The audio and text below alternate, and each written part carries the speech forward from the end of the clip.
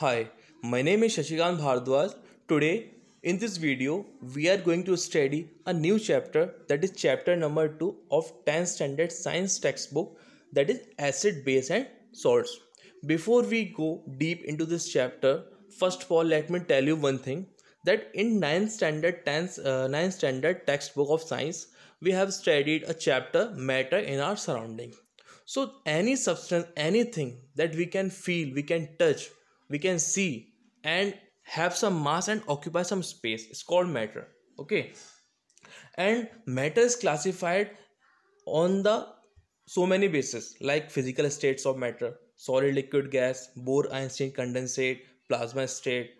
And and matter is classified on the basis of their uh, combined state, also in their native state. In their and if matter is in native state, then we called it element. If it is combined state, it can be compound or a mixture is also of two kinds, heterogeneous and homogeneous. But matter can also be classified on the basis of their chemical properties and on the basis of their taste. So in this video, in this chapter, we are going to classify the substances on the basis of taste and their chemical property. So there are three kind of substances, that are acid, bases and salts. Okay, so first of all we will study in this video about acids. Okay, so what are acids?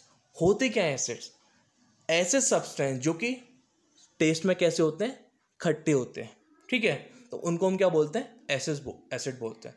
Actually acid जो word है वो drive हुआ है word acidus से, जिसका मतलब होता है सोर, दैट मीन्स खट्टा.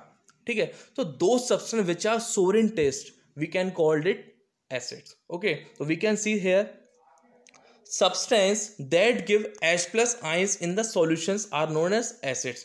Acid are sour in taste and turn blue litmus to red.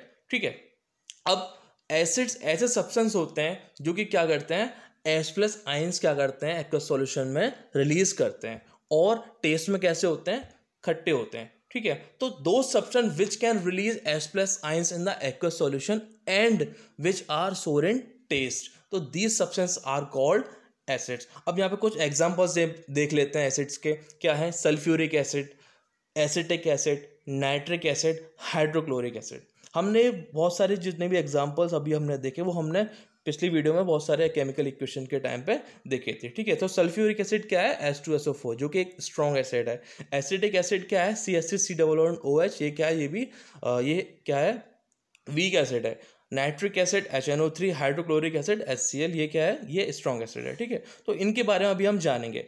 अब क्या है कि एसिड का हम क्लासिफिकेशन करेंगे. एसिड का क्लासिफिकेशन भी बहुत बेसिस पे है. किस बेसिस पे? हम देख लेते हैं.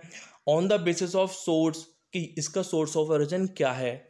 On the basis of concentration, मतलब कि ये जो एसिड्स है वो इसकी जो अमाउंट है किसी भी सॉल्यूशन में कितनी है. ठीक है, तो अगर अमाउंट ज़्यादा है सॉल्वेंट से तो वो कॉन्सेंट्रेटेड होगा, अमाउंट कम है तो क्या है, डाइल्यूटेड होगा. ठीक है, अब क्या होता है, नेक्स्ट है on the basis of ionisation. Ionisation मतलब ये है कि वो कितना इजीली अपने अंदर से आयंस प्रोड्यूस कर दे. ठीक है, और एसिड है तो H प्लस आयन रिलीज करेगा, बेस है तो OH नेगेटिव आयंस रिलीज करेगा. बट अभी हम यहाँ पे किसकी बात कर रहे हैं?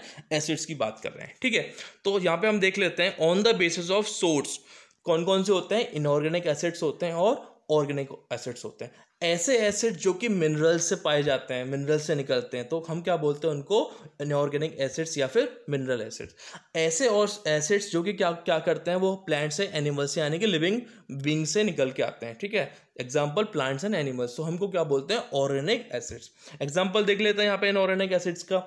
H2SO4 और HNO3, ये क्या है? मिनरल एसिड्स है. ठीक है, ऑर्गेनिक एसिड्स में देखते हैं क्या है? एसिटिक एसिड जो कि आंट से आता है, मैंने चींटी से. ठीक है, सिट्रिक एसिड किससे आता है? नींबू से. मैलिक एसिड, मेथनॉल, ये सारे क्या है? ऑर्गेनिक एसिड्स हैं. अब on the basis of concentration दो तरीके के होते हैं, तो कॉन्सेंट्रेटेड एसिड्स, एक होते हैं डाइल्यूटेड एसिड.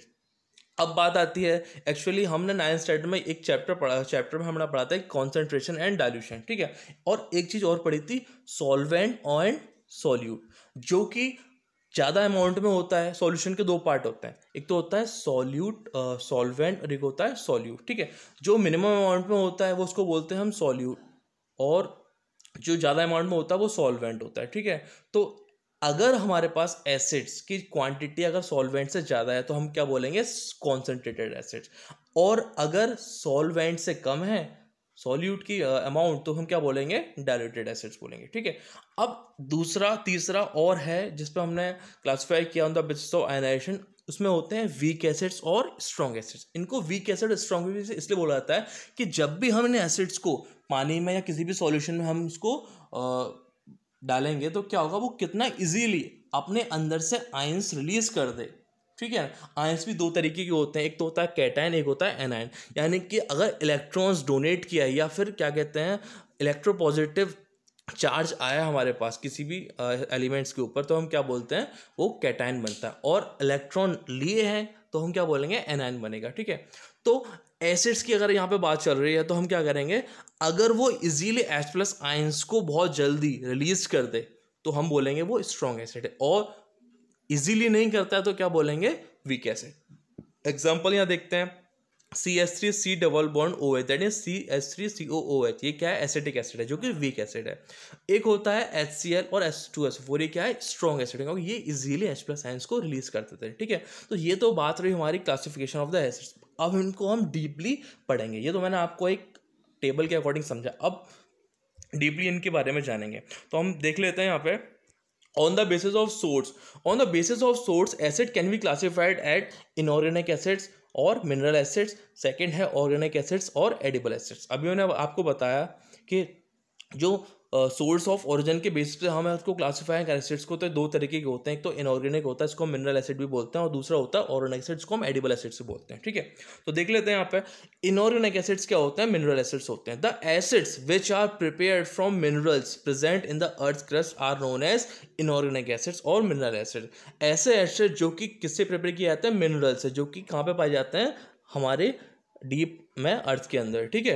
तो एग्जांपल्स यहाँ देखते हैं, एक तो हाइड्रोक्लोरिक एसिड होता है, सल्फ्यूरिक एसिड होता है और नाइट्रिक एसिड होता है। ये क्या है, इनऑर्गेनिक एसिड्स हैं, ठीक है। अगला है ऑर्गेनिक एसिड और एडिबल एसिड्स। ऑर्गेनिक इसलिए बोला गया है यहाँ पे कि ये जो एसिड्स होते हैं वो किससे निकल के आते हैं, प्लांट्स और एनिमल्स से निकल के आते हैं। The acids produced by plants and animals are known as organic acids. Some of the organic acids and their sources are as follows. देखिए यहाँ पे कुछ ऑर्गेनिक एसिड्स हैं, देखिए एक तो एसिटिक एसिड है, ये किससे आता है, विनेगर से आता है। विनेगर क्या है, हम इसको हिंदी में बोलते हैं सिरका। चाउमीन में हमने देखा होगा, ठीक है। तो उसमें जो एसिड होता है वो क्या होता है, एसिटिक एसिड होता है, ठीक है। और देख लेते हैं, एक होता है सिट्रिक एसिड। सिट्रिक एसिड किस में आता है, जितने भी खट्टे पदार्थ होते हैं, जैसे कि लेमन हो गया, नींबू हो गया, ठीक है, ऑरेंज हो गया और ग्रेप्स हो गए, ये सब सारे क्या हैं, एसिड्स हैं, ठीक है। इनमें कौन सा एसिड पाया जाता है, सिट्रिक एसिड पाया जाता है, ठीक है। अगला है मैलिक एसिड। मैलिक एसिड किसमें पाया जाता है, सेब के अंदर, एप्पल के अंदर, ठीक है। लैक्टिक एसिड जो कि किसमें पाया जाता है, दही के अंदर, कर्ड के अंदर। टार्टरिक एसिड टैमरिंड के अंदर होता है। ऑक्जेलिक एसिड टोमेटो के अंदर होता है। मेथेनिक एसिड आंट का जो स्टिक होता है, यानी कि जो डंक जो चींटी मारती है वो किसके, उसके अंदर क्या होता है, मेथोनिक एसिड होता है, ठीक है। एसिटिक एसिड जो मैंने आपको बताया था वो किसके अंदर होता है, विनेगर के अंदर होता है। याद रखना, थोड़ा कंफ्यूजन होता है कि मेथेनोइक एसिड और एसिटिक एसिड, ठीक है ना। तो मेथेनिक एसिड जो मिलता है वो किसके अंदर होता है, आंट स्टिंग के अंदर, ठीक है ना, जो चींटियां डंक मारती हैं, ठीक है, उसके अंदर मेथेनोइक एसिड होता है। जब भी चींटी काटती है, लाल चींटी काटती है तो लाल पड़ जाता है, क्यों, क्योंकि वो अपना एसिड रिलीज करती है, ठीक है। और जो एसिटिक एसिड की बात मैंने अभी की, वो किसमें होता है, विनेगर में होता है। ध्यान रखना, कंफ्यूज मत होना, वो होता है विनेगर के अंदर, ठीक है ना। अच्छा, नेक्स्ट है क्या है, on the basis of ionisation. अभी मैंने आपको बताया था कि कोई भी एसिड कितने इजीली अपने H प्लस आयंस को रिलीज कर देता है, तो उस बेस से हम देखते हैं कि अगर इजीली करता है तो स्ट्रॉन्ग एसिड और इजीली नहीं करता है तो वीक एसिड्स, ठीक है। तो ये दो तरीके के होते हैं। तो on the basis of ionisation acids are classified as strong acids and weak acid. Strong acid की बात करते हैं, the acid which completely dissociates H plus ions in aqueous solution are called strong acids. देखिए, जब भी acid को हम किसी भी वाटर में डिप डालते हैं, ठीक है, इसका सॉल्यूशन क्रिएट करते हैं, तो वो जो एसिड है वो कितना इजीली अपने आप अपने अंदर से H प्लस आयंस को अलग कर दे, ठीक है ना, या H प्लस आयंस निकाल दे, ठीक है ना। तो ऐसे एसिड्स को हम बोलते हैं स्ट्रॉन्ग एसिड्स।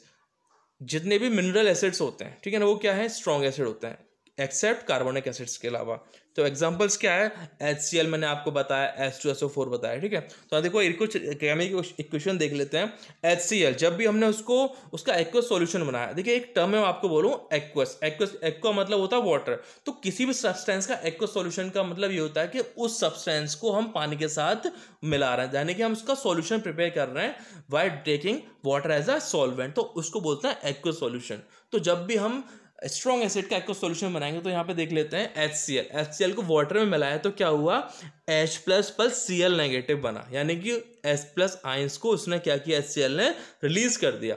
नेक्स्ट है H2SO4 जो कि क्या होता है, सल्फ्यूरिक एसिड। जब उसका एक्वस सॉल्यूशन हमने बनाया तो क्या हुआ, 2H प्लस SO4 2-, ठीक है। तो यहाँ पे भी क्या हुआ, H प्लस आयंस उसने क्या किया, रिलीज किए। नेक्स्ट है weak acids. The acids which partially dissociates H plus ions in aqueous solution are known as weak acids. देखिए ये जो एसिड्स हैं वो क्या करते हैं, पूरी तरीके से डिसोसिएट नहीं करते, एक तो बहुत स्लो करते हैं और पूरी तरीके से भी नहीं करते, ठीक है ना। तो ऐसे एसिड्स को हम बोलते हैं वीक एसिड्स। एग्जाम्पल देखते हैं, एसिटिक एसिड CH3COOH जो कि हमें बताया था किसमें होता है, विनेगर में होता है, ठीक है ना। दूसरा है कार्बोनिक एसिड H2CO3, बहुत इंपॉर्टेंट है कार्बोनिक एसिड, ठीक है ना। अब देखिए कार्बोनिक एसिड्स की बात हो गई, एसिटिक एसिड की बात हो गई, ठीक है ना। अब यहाँ पे हम देख लेते हैं कि कौन कौन से एसिड्स जो हैं यहाँ पे स्ट्रॉन्ग है और कौन से वीक है, ठीक है। हाइड्रोक्लोरिक एसिड क्या है, स्ट्रॉन्ग है। सल्फ्यूरिक एसिड क्या है, स्ट्रॉन्ग है। नाइट्रिक एसिड क्या है, वो भी स्ट्रॉन्ग है। एसिटिक एसिड क्या है, वो वीक है। फोस्फोरिक एसिड H3PO4 वो क्या है, स्ट्रॉन्ग है। ऑक्जेलिक एसिड वो क्या है, वीक है। कार्बोनिक एसिड क्या है, वो भी वीक है, ठीक है ना। तो ये था हमारा क्लासिफिकेशन किसका, एसिड का, on the basis of ionisation, ठीक है। अब हम बात करेंगे on the basis of concentration. On the basis of concentration और amount of acid present in aqueous solution, acid can be classified as dilute acid और कॉन्सेंट्रेटेड एसिड। देखिए अभी मैंने आपको बताया था ना कि जब भी अगर एसिड हमने लिया है, अगर उस सॉल्यूशन में एसिड हमने लिया है, तो अगर उसका अमाउंट सॉल्वेंट से कम है तो हम बोलेंगे डाइल्यूट एसिड, ठीक है ना। और अगर उसका सॉल्वेंट से ज़्यादा है तो हम क्या बोलेंगे, कॉन्सेंट्रेटेड, ठीक है ना। तो यहाँ पर क्या है, दो तरीके होते हैं, dilute acid. In an aqueous solution concentration of acid is low, then it is called dilute acid. अगर उसकी कंसेंट्रेशन एसिड की लो है तो हम क्या बोलेंगे, डाइल्यूट एसिड बोलेंगे, ठीक है। अगला है कॉन्सेंट्रेटेड एसिड्स। कॉन्सेंट्रेटेड एसिड्स क्या है, if in an aqueous solution concentration of acid is high then it is called concentrated acid। जैसा कि मैंने अभी आपको बताया कि अगर हम उस एसिड का कंसंट्रेशन या अमाउंट सॉल्वेंट से ज़्यादा लेते हैं तो वो जो सॉल्यूशन बनेगा वो कॉन्सेंट्रेटेड बनेगा, क्योंकि उसमें एसिड का अमाउंट ज़्यादा है, किससे, सॉल्वेंट से, ठीक है ना। ये है। तो अभी हमने जाना है कि एसिड को हम 3 तरीके से क्लासीफाई किया, ठीक है ना। अब क्या है कि कुछ हम फिजिकल प्रॉपर्टीज पढ़ेंगे एसिड्स की। फिजिकल प्रॉपर्टीज क्या, मैंने आपको बताया कि देखो खट्टे होते हैं टेस्ट करने में, H प्लस इजीली डिसोसिएट मतलब इजीली निकाल देते हैं, ठीक है ना। और क्या है, और इलेक्ट्रोलाइट की तरह भी काम करते हैं, क्योंकि जब भी हम इलेक्ट्रोलाइसिस करते हैं, इलेक्ट्रिसिटी कंडक्ट कराते हैं, तो क्या होता है, ये एज अ कंडक्टर बहुत अच्छे कंडक्टर की तरह काम करते हैं, क्योंकि वो क्या करते हैं, इलेक्ट्रॉन्स का मूवमेंट होता रहता है, क्योंकि जो आयंस बनते हैं वो क्या है, आयंस का ही तो फ्लो होता है उसमें, ठीक है ना। और ये इजीली सॉल्युबल भी होते हैं वाटर। तो हम यहाँ देख लेते हैं, acids are sour in taste, they turn blue litmus to red, they are electrolyte, that is they can conduct the electricity, है ना, they are corrosive in nature and they are soluble in water. यहाँ 2 points मैं बात करूंगा। देखिए अभी हम क्या है कि आगे हम पढ़ने वाले हैं इंडिकेटर्स, ठीक है ना। तो इंडिकेटर्स में एक नेचुरल इंडिकेटर होता है, इसको बोलते हैं लिटमस, ठीक है ना, जो कि लिटमस क्या है, एक लाइचेन नाम के प्लांट से आता है। अभी उसको हम आगे डिस्कस करेंगे, ठीक है। तो यहाँ पे क्या होता है कि जब भी हम किसी भी सब्सटेंस हमें मिल गया, ठीक है, हमें नहीं पता है कि वो एसिड है कि बेस है, बट जब हम उस इंडिकेटर को उस सॉल्यूशन के अंदर डालेंगे, अगर उस इंडिकेटर जो हमने बात किया किसका, लिटमस का, तो वो ब्लू लिटमस को अगर रेड में कन्वर्ट कर देता है, यानी ब्लू लिटमस से उसका कलर कैसा हो जाता है, रेड हो जाता है, ठीक है ना। तो जो लिटमस पेपर हमने लिया उसका ब्लू से रेड कलर हो गया, तो इसका मतलब we can identify that the solution is acid. तो ये पहचान है कि जब भी हम किसी लिटमस पेपर को सॉल्यूशन में डिप करते हैं तो ब्लू से उसका कलर कैसा हो जाता है, रेड हो जाता है। तो ये पहचान है कि हाँ वो क्या है, डेफिनेटली एसिड है। ठीक है, तो ये ब्लू लिटमस पेपर को किस में कन्वर्ट कर देते हैं, रेड में कन्वर्ट करते हैं। एक पॉइंट और है यहाँ पे, they are corrosive in nature, बहुत इंपॉर्टेंट है। देखिए जितनी भी एसिड होते हैं ना वो क्या होते हैं, बहुत स्ट्रांग होते हैं। ठीक है ना, और बहुत हार्मफुल भी होते हैं, डेंजरस भी होते हैं। ठीक है, तो हम हमेशा डायल्यूटेड ही लेना चाहिए, कॉन्सेंट्रेटेड हमारे लिए हार्मफुल हो सकता है। और इसका जो नेचर होते हैं एसिड्स के, बहुत कोरोसिव होते हैं। क्यों? कि जब भी किसी भी बॉडी पर पड़े या किसी भी सब्सटेंस उसको जला देते हैं। ठीक है ना, उसको गला देते हैं। ठीक है ना, तो बहुत ही कोरोसिव होते हैं। ठीक है, तो ये तो फिजिकल प्रॉपर्टीज थी किसकी, एसिड्स की। अब हम यहाँ पे बात करेंगे किसकी, केमिकल प्रॉपर्टीज ऑफ एसिड्स। यहाँ हम बात करेंगे कि हम किसी भी एसिड्स को अगर किसी पार्टिकुलर एलिमेंट्स या पार्टिकुलर सब्सटेंस से रिएक्ट करेंगे तो क्या आउटपुट में निकल के आएगा, हम कैसे आइडेंटिफाई कर सकते हैं। ठीक है ना, तो हमने फिजिकल प्रॉपर्टी के बेसिस पे आइडेंटिफाई कर सकते हैं कि हाँ वो एसिड है कि बेस है। ठीक है ना, और अब हम केमिकल प्रॉपर्टीज के बेसिस पे भी आइडेंटिफाई कर सकते हैं। वो जब करेंगे जब हम केमिकल प्रॉपर्टीज को सीखेंगे। क्या है, जब भी पहला प्रॉपर्टीज है when any metal react with when any acid react with metal. तो एक इसका एक पहचान है कि जब भी कोई एसिड अगर मेटल के साथ रिएक्ट करता है तो क्या बनता है, हमेशा सॉल्ट बनेगा और हाइड्रोजन गैस हमेशा इवॉल्व होगी। ठीक है ना, so when acid reacts with metals to form salt and hydrogen gas. तो जब भी कोई भी मेटल के साथ अगर एसिड रिएक्ट करता है तो हमेशा there will be the evolution of hydrogen gas. ठीक है, यहां देख लेते हैं, metal plus acid gives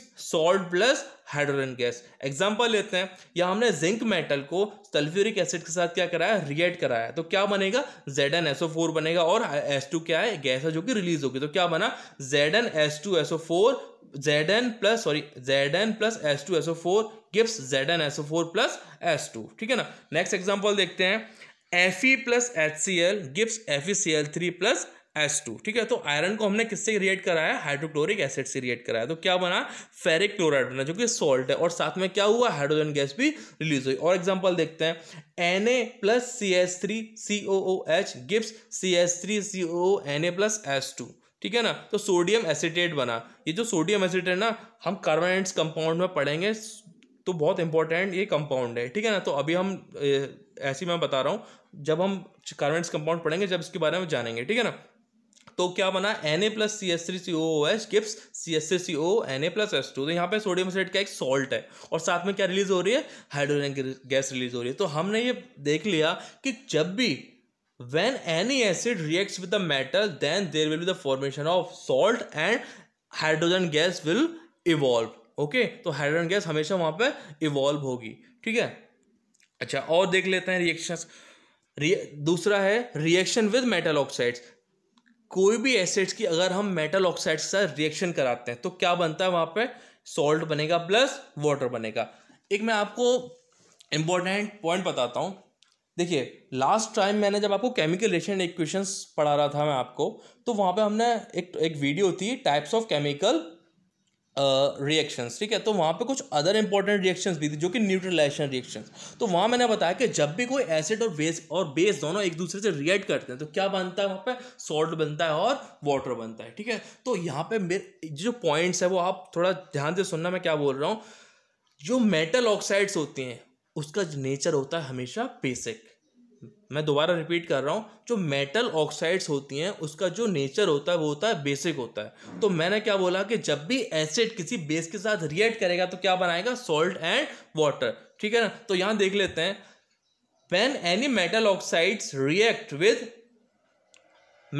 acid then it will salt and water will be form. तो यहाँ रिएक्शन देख लेते हैं, metal oxide plus acid gives salt plus water. ये जो रिएक्शन आपको न्यूट्रलाइजेशन रिएक्शन की तरह दिख रही है, क्यों, क्योंकि जो मेटल ऑक्साइड है वो एज अ बेस की तरह काम कर रही है। तो इसका मतलब acid plus base gives salt and water. तो इसका मतलब क्या हुआ, metal oxide plus acid gives salt plus water. कुछ एग्जाम्पल लेते हैं, Al2O3 जो कि क्या है, एल्यूमिनियम ऑक्साइड्स है, उसको हम रिएक्ट करा रहे हैं सल्फ्यूरिक एसिड के साथ। तो कैसे रिएक्शन होगी, Al2O3 plus 3H2SO4 gives Al2SO4 holes price plus 3H2O। तो क्या बनेगा, एल्यूमिनियम सल्फेट बनेगा। तो जो कि क्या है, सॉल्ट है, साथ में क्या भी रिलीज क्या बन रहा है, वाटर बन रहा है। तो ये क्या है, किसी भी मेटल ऑक्साइड के साथ एसिड की रिएक्शन। और एग्जांपल देख लेते हैं, MgO plus 2HCl gives MgCl2 plus H2O.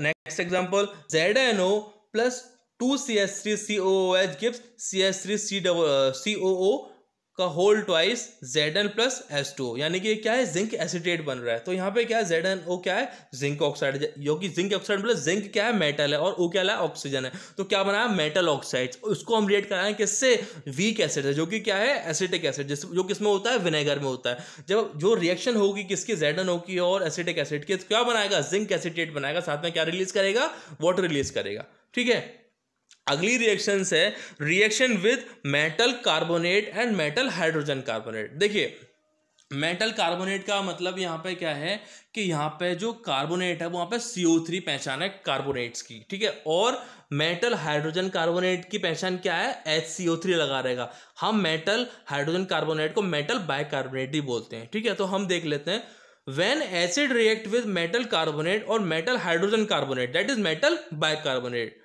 To form salt plus water and carbon dioxide. तो बहुत इंपॉर्टेंट रिएक्शन है ये, और इसकी पहचान यही है कि जब भी कोई एसिड के साथ मेटल कार्बोनेट और मेटल बाइकार्बोनेट रिएक्ट करेंगे तो क्या बनेगा, सॉल्ट बनेगा, वाटर बनेगा, और साथ में क्या बनेगा, कार्बन डाइऑक्साइड गैस भी रिलीज होगी। तो क्या है, हम एग्जांपल यहाँ पे देख लेते हैं, chemical equation, general chemical equation.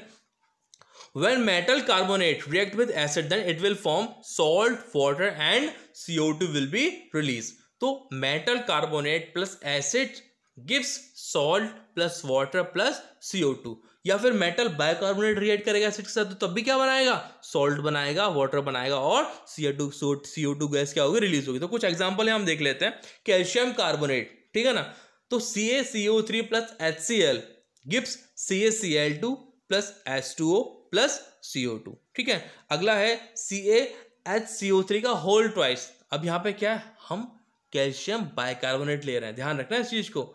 ऊपर था कैल्शियम कार्बोनेट, अब यहाँ पे क्या, कैल्शियम बाइकार्बोनेट, फिर भी प्रोडक्ट्स क्या आएगा, वही सॉल्ट निकल के आएगा, वाटर और CO2 रिलीज होगी। तो क्या बनेगा, CaHCO3 whole twice plus HCl, वो भी क्या बना, CaCl2 H2O प्लस CO2 बनेगा। ठीक है, अच्छा, नेक्स्ट है Na2CO3 प्लस HCl। यहाँ पे क्या, सोडियम कार्बोनेट है, जो कि किससे रिएक्ट कर रहा है, हाइड्रोक्लोरिक एसिड्स के साथ रिएक्ट कर रहा है। तो क्या बनाएगा, NaCl plus H2O plus CO2। ठीक है, नेक्स्ट है सोडियम बाइकार्बोनेट, तो NaHCO3 plus HCl gives NaCl plus H2O plus CO2। ठीक है, ये था। अब एक इंपॉर्टेंट बात है, क्या है, देखिए, कभी कभी एक जनरल सा क्वेश्चन आ जाता है, CBSE बोर्ड में पूछ लिया जाता है कि how we can identify that hydrogen gas is evolve और नॉट, और कभी कभी पूछ लिया जाता है कि CO2 गैस निकली है कि नहीं निकली, हम कैसे पता करें। तो अभी हम बात करते हैं हाइड्रोजन गैस की। ठीक है, देखिए, सबसे पहले क्या है कि अगर हमें कोई रिएक्शन हो रही है, तो रिएक्शन हाइड्रोजन गैस निकल रही है, तो हम क्या क्या सोच सकते हैं कि मेटल जो रिएक्ट कर रहा है किसके साथ, एसिड के साथ रिएक्ट कर रहा है। और पता कैसे करके हाइड्रोजन गैस रिलीज हुई है, तो हम क्या करेंगे, बर्निंग कैंडल को उस रिएक्शन के पास लेके जाना है, जहाँ से वहाँ पे जो आउटपुट निकल के आएगा।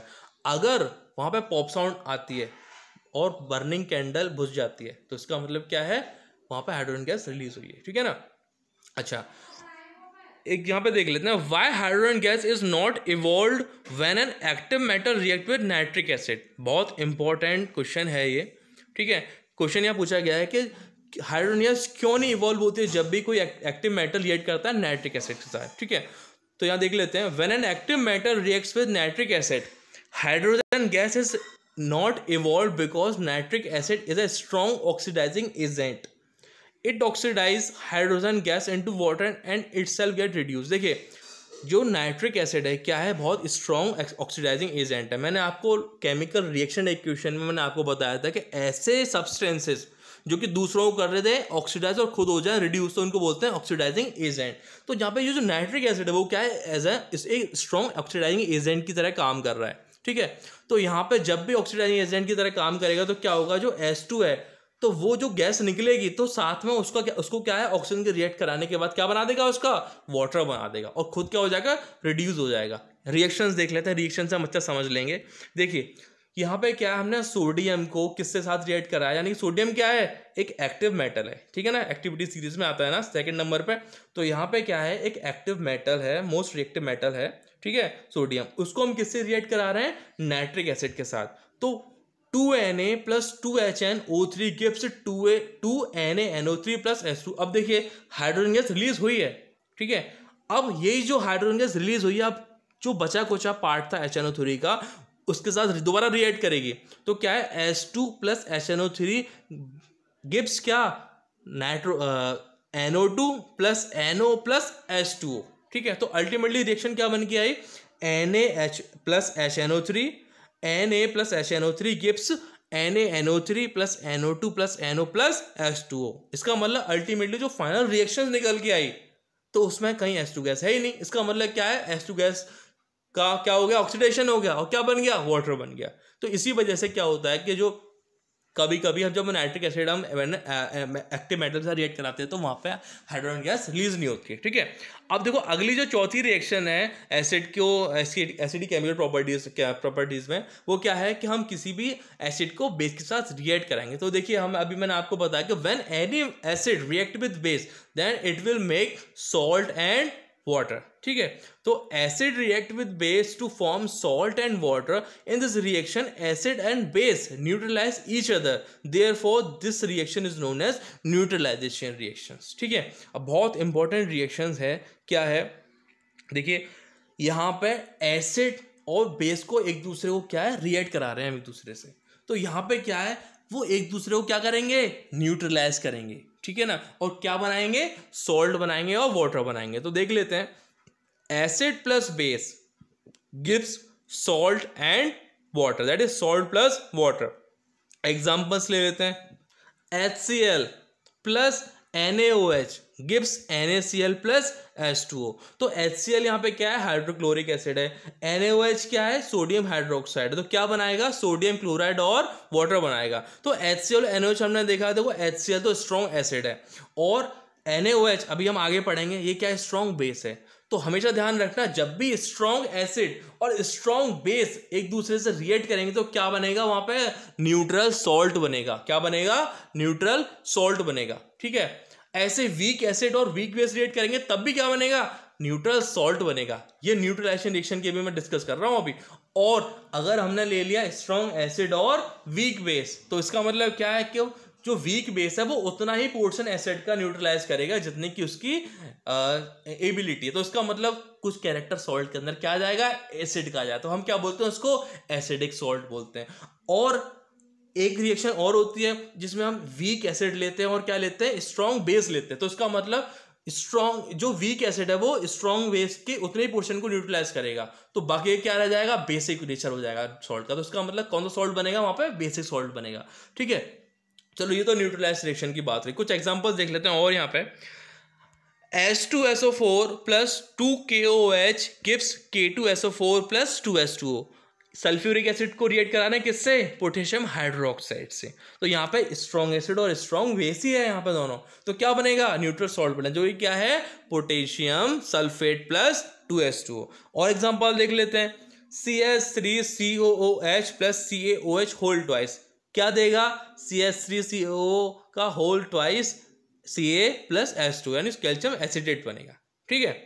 ये तो रहा हमारा क्या, केमिकल प्रॉपर्टीज ऑफ एसिड्स, ठीक है। यहाँ कुछ एक इंपॉर्टेंट टॉपिक है कि हम हाइड्रोजन गैस और CO2 का टेस्ट कैसे करें। देखो कैसे पता करें, अभी मैंने आपको बताया था थोड़ी देर पहले कि H2 गैस अगर इवॉल्व हो रही है तो हम कैसे पता करें कि H2 गैस ही इवॉल्व हो रही है। देखिए क्या करना पड़ेगा, हमें एक बर्निंग कैंडल को उसके पास लेके जाना पड़ेगा, और अगर बर्निंग कैंडल को हम ले गए तो क्या है, when a burning candle comes in contact with H2 gas, तो it burns with a pop sound. देखिए क्या होगा कि जब भी हम बर्निंग कैंडल को उसके पास ले गए रिएक्शन के पास, तो क्या होगा, जहाँ हाइड्रोजन गैस रिलीज इवॉल्व हो रही है, तो वहां पे क्या है होगा, एक पॉप साउंड निकलेगी, ठीक है ना।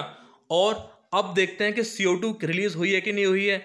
CO2 अगर रिलीज हुई है तो उसका क्या पहचान है, when a burning candle comes in contact with CO2 gas, तो इट विल एक्सटिंग्विश, यानी कि जली हुई कैंडल क्या हो जाएगी, बुझ जाएगी। तो उसका मतलब we can identify that CO2 gas is release during the chemical reactions, ठीक है। और इंपॉर्टेंट चीज है क्या है, कभी कभी हम बर्निंग कैंडल भी ना जलाएं, ठीक है ना, और उसके पास ना ले जाएं, और बुझती है तो पता CO2 है, अगर वो भी नहीं है तो हम क्या कर सकते हैं, और एक तरीका है, क्या है, हम हमारे पास जो क्या कहते हैं लाइव वाटर है उसको हम CO2 गैस पास कराते हैं तो क्या हो जाएगा, वहाँ पे कैल्शियम कार्बोनेट PPT बन जाएगा, ठीक है ना। और वो कैसा कलर हो जाएगा उसका, मिल्की हो जाएगा, ठीक है। अब देखिए यहाँ पे when CO2 gas is pass through lime water it become milky due to the formation of calcium carbonate. तो इसका मतलब क्या, जो लाइम वाटर है वो कैसा हो जाएगा, मिल्की हो जाएगा, क्योंकि हमने क्या पास कराया, CO2 गैस। तो ये पहचाना और क्या हो जाएगा, प्रेसिपिटेट बन जाएगा। अब इसी को हम जो कैल्शियम कार्बोनेट, हमने यहाँ रिएक्शन देख लेते हैं।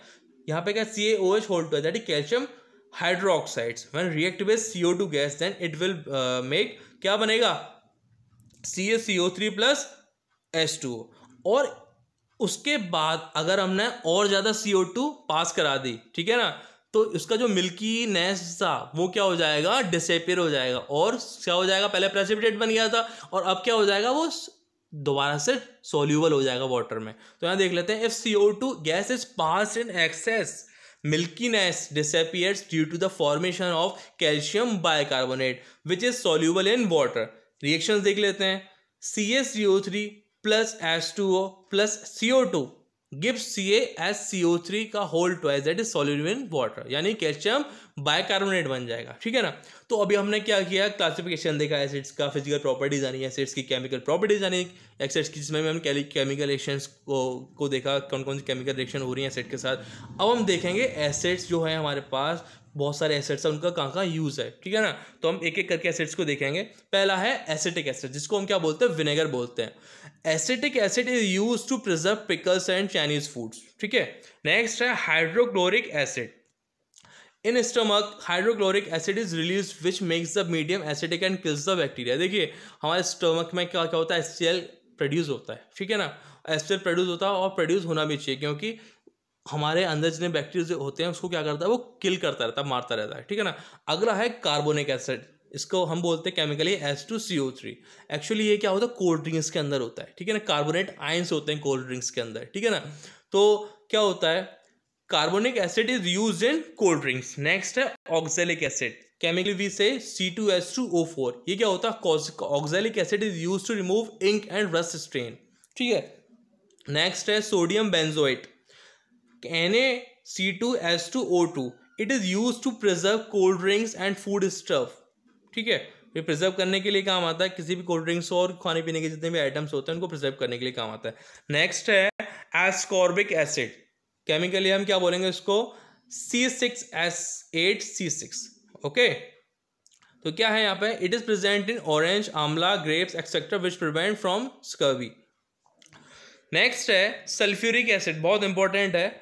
It is use in the manufacturing of fertiliser, dyes and detergent. देखिए ये जो डिटर्जेंट वाली बात है वो कार्बोनेट्स कंपाउंड में जब हम पढ़ेंगे, सोप्स एंड डिटर्जेंट, तो बहुत इंपॉर्टेंट है यहाँ पे इसका रोल, ठीक है। तो ये मैन्युफैक्चरिंग में काम आता है, किसके, फर्टिलाइजर्स के, डाइज के, डिटर्जेंट्स के, और बहुत सारे पेंट्स जो बनते हैं, ठीक है ना। तो ये इसके काम आता है। एक और है यहाँ पे, क्या है, नाइट्रिक एसिड। तो नाइट्रिक एसिड HNO3, तो ये क्या होता है, ये डायनामाइट्स और एक्सप्लोसिव्स की मैन्युफैक्चरिंग में काम आता है, ठीक है। तो ये सारी बात रही हमारी एसिड्स की। इस वीडियो हमने एसिड्स के बारे में जाना, एसिड को किस बेसिस पे क्लासिफाई किया गया है वो हमने जाना, एसिड की फिजिकल प्रॉपर्टीज़ हमने जानी, एसिड्स की जो केमिकल रिएक्शंस हैं वो हमने जानी, और एसिड्स के यूजेस भी हमने जाने, ठीक है। तो इस वीडियो में सिर्फ इतना ही।